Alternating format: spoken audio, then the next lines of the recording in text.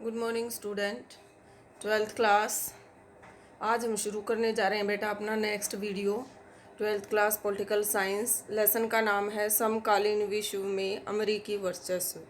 ठीक है बेटा, तो आज हम इस लेसन का जो नेक्स्ट वीडियो है वो हम करवा रहे हैं।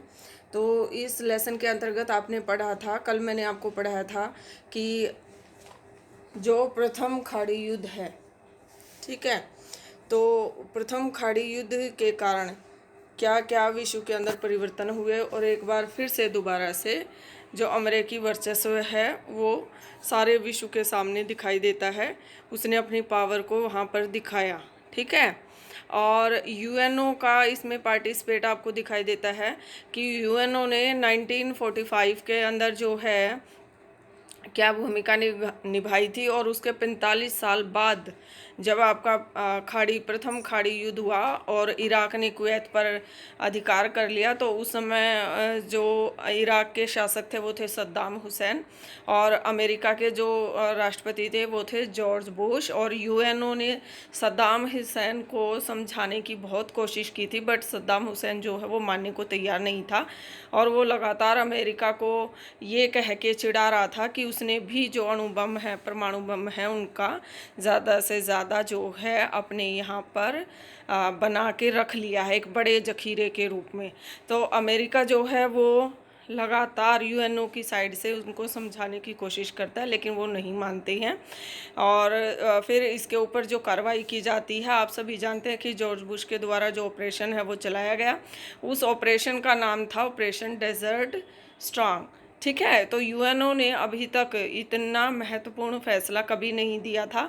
अब 1990 में क्या करता है यूएनओ, अमेरिका को इराक के ऊपर आक्रमण करने की परमिशन दे देता है, और अमेरिका के साथ उसके 12 देश और शामिल थे। ये 12 देश की सेना जो है वो भी अमेरिका के साथ शामिल हो गई, और उस सेना में आपने देखा था कि 6,60,000 जो सैनिक हैं उन्होंने पार्टिसिपेट किया था, और उसमें 75% जो सैनिक थे वो अमेरिका की तरफ से थे। तो यहाँ पर जो इराक है उसको सद्दाम हुसैन को जो है हरा दिया जाता है। सद्दाम हुसैन हालांकि ये टिप्पणी करता है कि 100 दिन की जो ये जंग है वो एक दिन की जंग साबित होगी। वो फिर भी लास्ट टाइम पे, लास्ट मोमेंट पे भी ये दिखाने की कोशिश करता है कि वो अमेरिका की तरह पावरफुल है और अमेरिका के वर्चस्व को बिल्कुल नहीं मानेगा, ठीक है। तो इस तरह से आपने जो ये प्रीवियस वीडियो थी हमारा, वो मैंने आपको बताने की कोशिश की है। अब उसके बाद जो है जब प्रथम खाड़ी युद्ध समाप्त हो जाता है तो अमेरिका के अंदर जो है दूसरे राष्ट्रपति के चुनाव होते हैं, और उन दूसरे राष्ट्रपति के चुनाव में जो अमेरिका के राष्ट्रपति नए बने वो बने बिल क्लिंटन 1992 में, और ये दोबारा फिर से बने, और इनका कार्यकाल रहा दोबारा से 1996 में, ये दोबारा से फिर से सत्ता में आ गए। तो ये 2 बार राष्ट्रपति बने, ठीक है। तो इनके शासनकाल में भी ऑपरेशन चलाया गया था, जो मैंने आपको बताया था कि ऑपरेशन इनफाइट रीच के नाम से जाना गया। बेटा इस चैप्टर को आप स्टेप वाइज करेंगे तो आपको अच्छे से समझ में आ जाएगा। ये 4 जो ऑपरेशन चलाए गए हैं अमेरिकी राष्ट्रपतियों के द्वारा, ये 4 ऑपरेशन बहुत ही इम्पोर्टेंट हैं। एग्ज़ाम के माध्यम से भी इस लेसन में से आपसे पूछे जा सकते हैं कि जो ये 4 ऑपरेशन हुए हैं, इन ऑपरेशंस के बारे में कोई भी एक प्रॉपर जो ऑपरेशन है वो आपसे पूछ लिया जाता है। इनमें सबसे जो इम्पोर्टेंट ऑपरेशन है वो है ऑपरेशन डेजर्ट स्ट्रॉन्ग, ठीक है। इसमें आपको मेन चीज़ें जो हैं वो याद रखनी हैं। इराक के जो शासक हैं वो कौन है? सद्दाम हुसैन है। अमेरिका के राष्ट्रपति कौन है? जॉर्ज बुश हैं। और ये ऑपरेशन कब चलाया गया? 1990 में, 1990 में। और ये इराक के खिलाफ क्यों चलाया गया था, ठीक है। ये चीज़ें आपको याद रखनी है। सेकंड, बिल क्लिंटन के टाइम में भी ऑपरेशन इनफाइट रीच चलाया गया। ये ऑपरेशन इनफाइट रीच क्यों चलाया गया था, इसको भी थोड़ा मेमोराइज कर लेते हैं। ये अमेरिकी दूतावास के ऊपर अटैक किया गया था। इसमें सीधा सीधा अमेरिका को चेतावनी दी गई थी कि हम तुम्हें तहस नहस कर देंगे, हम तुम्हें नष्ट कर देंगे, ठीक है। तो अमेरिका ने इसको अपनी सीधी चेतावनी माना। और जो अमेरिकी दूतावास हैं वो कहाँ कहाँ थे, तो कल मैंने आपको बताया था कि अमेरिकी दूतावास केन्या के नारोनी में, और तारे सलाम है आपका, तारे सलाम में जो आपका तंजानिया का एरिया है, वहाँ पर जो है अमेरिका के दूतावास थे, तो उनके ऊपर आक्रमण कर दिया गया। तो इसका जो जिम्मेवार है वो माना गया किसको? अल कायदा को। ठीक है, तो अल कायदा को माना गया। तो अमेरिका ने क्या किया, ये ऑपरेशन चलाया जिसको आप ऑपरेशन इनफाइट रीच के नाम से जानते हैं।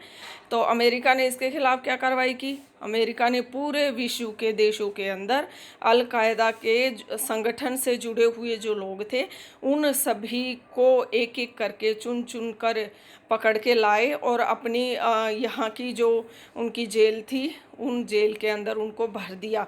और यूएनओ के जो अधिकारी थे उनको भी इनसे मिलने की परमिशन नहीं दी गई। और इन जेलों के अंदर जो जेल अधिकारी थे उनको स्पष्ट तौर पर कह दिया गया था कि इनके साथ जैसा चाहे वो व्यवहार करें, उनको रोकने टोकने वाला कोई नहीं है।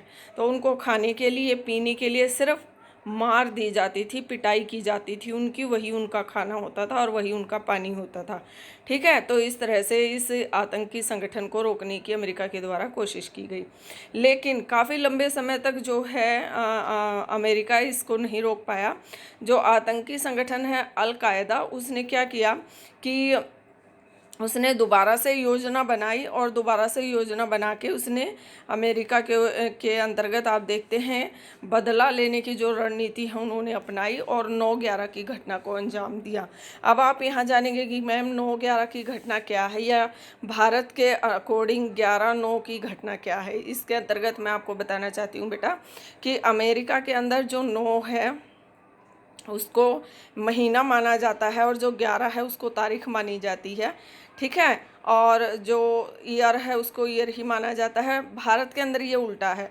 भारत के अंदर हम पहले डेट लिखते हैं, दिन लिखते हैं कि आज 11 तारीख है, और फिर मंथ लिखते हैं, मीन्स 9 लिखते हैं, उसके बाद हम ईयर लिखते हैं। तो इस तरह से इसको 9/11 या 11/9 कहा जाता है। ठीक है बेटा, तो यहाँ पर बदला लेने की इस आतंकवादी संगठन के द्वारा क्या कोशिश की गई, क्या इसने अंजाम दिया, उसके बारे में हम बात करेंगे। तो इस आतंकी संगठन ने क्या किया कि अमेरिका से बदला लेने के लिए अरब के देशों में से चुन चुन के 19 जो अपहरणकर्ता हैं उनको इकट्ठा किया, और इन 19 अपहरणकर्ताओं ने अमेरिका के 4 जो विमान हैं उनको हाईजैक कर लिया, उनका अपहरण कर लिया। और हाईजैक करने के बाद उन्होंने इसको अमेरिका के अलग अलग हिस्सों से टकरा दिया। तो इसमें पहला जो विमान हाईजैक किया गया था उस पहले विमान को वर्ल्ड ट्रेड सेंटर से टकरा दिया गया। ये जो वर्ल्ड ट्रेड सेंटर है ये न्यूयॉर्क में स्थित है, और इसका उत्तरी जो हिस्सा है, उत्तरी जो टावर है उससे इसको टकरा दिया गया। ठीक है, फिर उन्होंने क्या किया कि दूसरा विमान लिया और दूसरे विमान को दक्षिणी, यानी कि जो वर्ल्ड ट्रेड सेंटर है उसके दक्षिणी हिस्से से टकरा दिया। फिर उनका जो तीसरा जो विमान अपहरणकर्ताओं ने अपहरण किया था उसको पेंटागन, यानी कि रक्षा विभाग का कार्यालय है इस इमारत में, इस इमारत से टकरा दिया।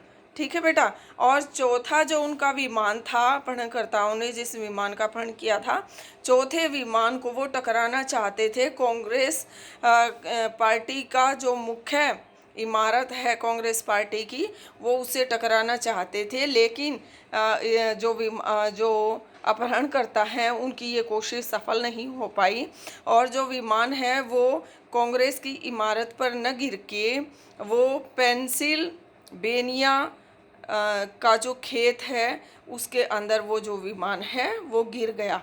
इस वजह से जो कांग्रेस की इमारत है वो सुरक्षित बच गई।